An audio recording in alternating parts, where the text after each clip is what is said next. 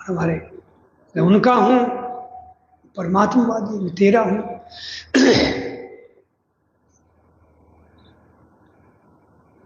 तो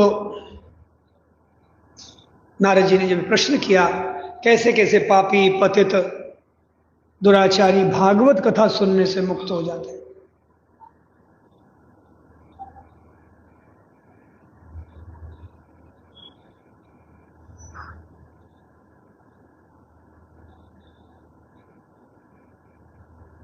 इसी ऐसा ही प्रश्न सेठ जी जयदयाल जी नगर से किया भाई ने ऋषिकेश की बात में स्वामी से सुना है संस्मरण कि सेठ जी मेरे को सरलता से भगवत प्राप्ति का सीधा सा उपाय बता दो।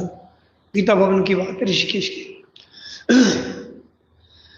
तो सेठ जी बोले पक्का कि कच्चा? बोले एकदम पक्का, जो कहोगे उपाय करूंगा, कल्याण हो जाए हमारा।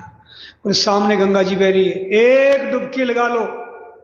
बहने भी सुनो, और महापुरुषों के वचन सार्वकालिक होते हैं, सार्वभौम होते हैं, सार्वजनिक होते हैं, सदा के लिए होते हैं। आज भी वही बात, सदा बाहर है वो सत्य।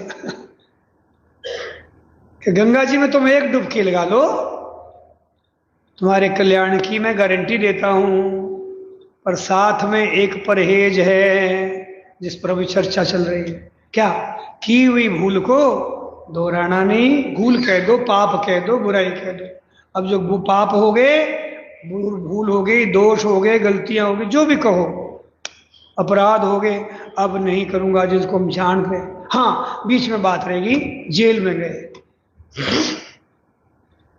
तो बुराई का पता कैसे चले, उस बात को लेकर बात याद आई।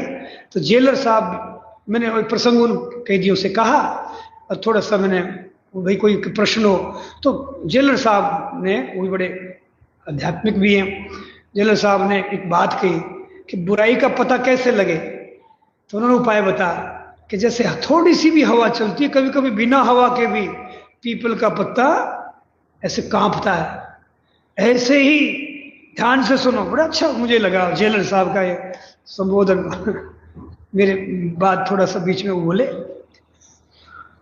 तो बोले जैसे पीपल का पत्ता डोलता है, थोड़ी सी हवा चलती कांपता है कि नहीं, ऐसे जिस कर्म को करने से पहले भीतर में ऐसे कुछ आए, संकोच आए, नहीं भाई गलत कर रहे हैं, सरकारें कह रही है, डॉक्टर कह रहे हैं कुछ नहीं होता है, सब ठीक है, पर तुम्हारी आत्मा कह रही है क्या कि हम क्या कर रहे हैं।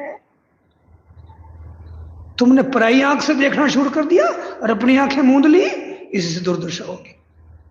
दुनिया की आंखों से नहीं, अपनी आंखों से चलो। मेरी आत्मा क्या, जब तुम्हारी अंतरात्मा जिस काम को करने के लिए कांपे, ऐसे भीतर संकोच हो, हाय हाय दुनिया क्या कहेगी, भगवान का डंडा पड़ेगा, दुर्गति होगी, गलत है, नाश कर रहा हूं, ऐसा काम कोई मेरे प्रति करता तो बहुत बुरा होता, बस समझो उस काम को मत करना।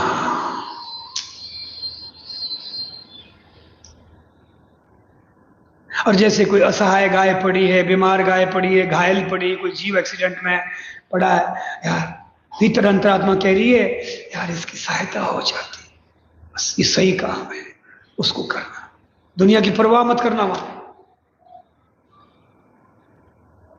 कि दुनिया क्या कहेगी, कहीं फंस जाऊंगा, नहीं, सही काम में बिल्कुल किसी की परवाह मत करना, जितनी बन सके वो सहायता करना। ऐसे अंतरात्मा से ही आदेश संकेत आ जाता है। तो भैया की हुई भूलों को, पापों को, बुराइयों को, दोषों को अब दोहराना मत, जान जान गलती करना मत, एक डुबकी लगा लो, तुम्हारे कल्याण की मैं गारंटी देता हूं। सेठ जी जयदयाल जी गोविंद का, गीता प्रेस के संस्थापक।